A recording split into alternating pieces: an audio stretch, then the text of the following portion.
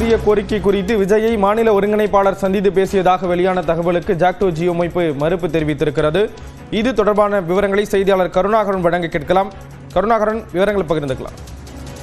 ஸ்ரீராம், அதாவது அரசு ஊழியர்கள் ஆசிரியர்கள் கூட்டமைப்பான ஜாக்டோ ஜியோ பல்வேறு கோரிக்கைகளை வலியுறுத்தி, முக்கியமாக பழைய ஓய்வூதியம் உள்ளிட்ட பல்வேறு கோரிக்கைகளை வலியுறுத்தி தொடர் போராட்டங்களை நடத்தி வருகிறது. இந்த சூழலில் கடந்த 13ஆம் தேதி உயர்நிலைப்பள்ளி மேல்நிலைப்பள்ளி கூட்டமைப்பு ஆசிரியர் கூட்டமைப்பின் ஒருங்கிணைப்பாளர் மாயவன் தாவேகா தலைவர் விஜய் சந்தித்து பேசினார். அதில் ஜாக்டோ ஜியோ சார்பில் அவர் சந்தித்து பேசினார் என்ற தகவல் வெளியாகி உள்ளது.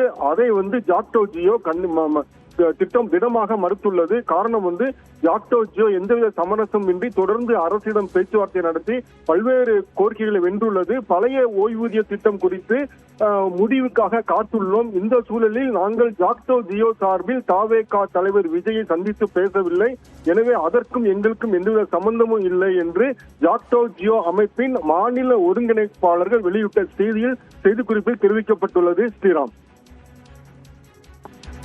தகவல்களை வழங்கியதற்கு நன்றி கருணாகரன்.